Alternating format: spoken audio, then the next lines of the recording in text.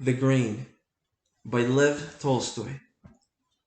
Once upon a time, some children found in a ravine a little round something that was like an egg, but it also had a groove down the middle, and so was like a grain of corn. A passerby saw this something in the children's hands, and bought it off them for a pyatak. Then he took it away to town and sold it to the Tsar as a curiosity. The Tsar sent for his wise men and commanded them to examine the little round something and to say if it was an egg or a grain of corn. The wise men pondered and pondered, but could not solve the problem.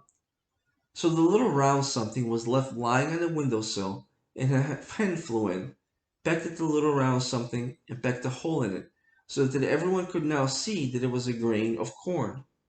Wherefore the wise men hastened to return and tell the Tsar that the little round something was nothing else than a grain of rye. The Tsar was astonished, and commanded the wise men to ascertain where and when this grain was grown. So the wise men pondered and searched their books, but could discover nothing. They returned to the Tsar, therefore, and said, "We cannot resolve those two questions, for we find nothing written in our books about them.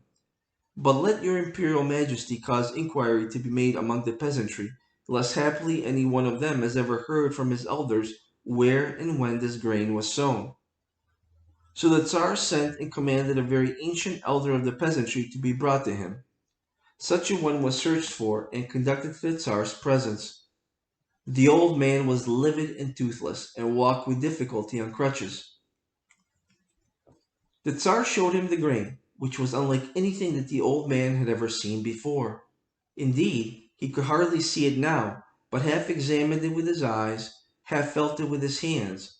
Then the Tsar asked him, "Do you know, good grandfather, where this grain was grown? Did you yourself ever sow similar grain in your field, or did you ever in your time buy similar grain?" The old man was deaf, and heard and understood only with great difficulty, so that he was slow in answering. "No," he said at last, "it never befell me to sow such grain in my field, nor to reap such grain, nor to buy it.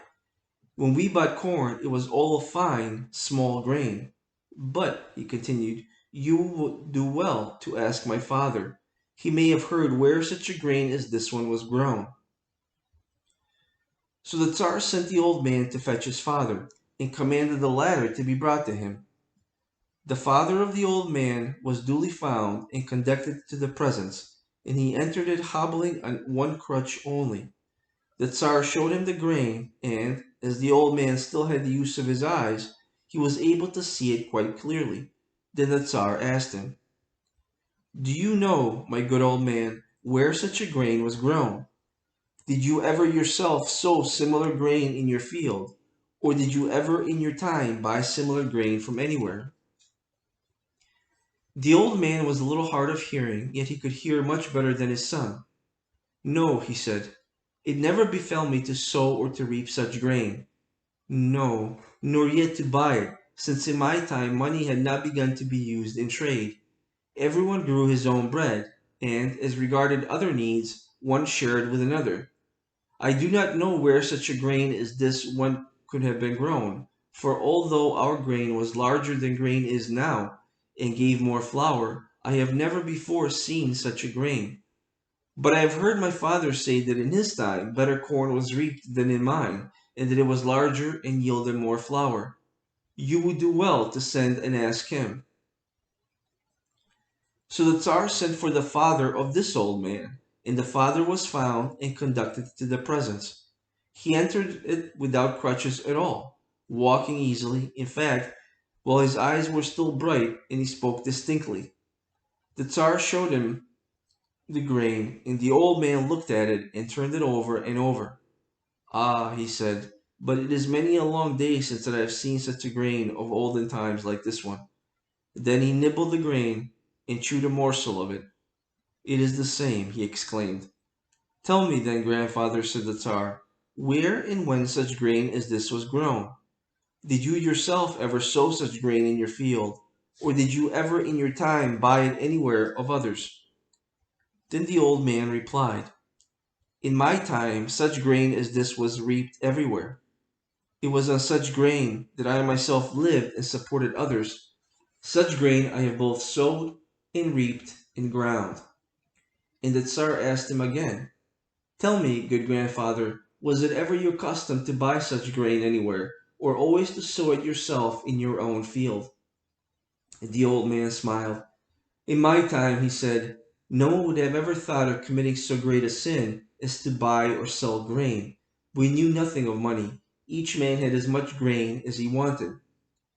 Then the Tsar asked him again, "Tell me, good grandfather, where it was that you sowed such grain, where indeed your field was." And the old man replied, "My field was God's earth. Where I plowed, that was my field. The earth was free, and no man called it his own. All that he called his own was the labor of his own hands." "Tell me now," said the Tsar, "two other things. Firstly, why it is that such grain once grew, but grows not now? And secondly, why it is that your grandson walked on two crutches, and your son on one, while you yourself walk easily without any at all, and have, moreover, your eyes still bright, and your teeth still strong, and your speech still clear and kindly. Tell me the reason for these two things."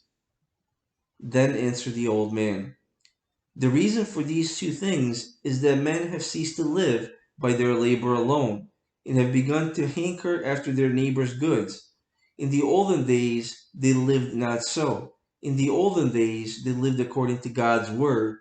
They were masters of their own, and coveted not what belonged to another."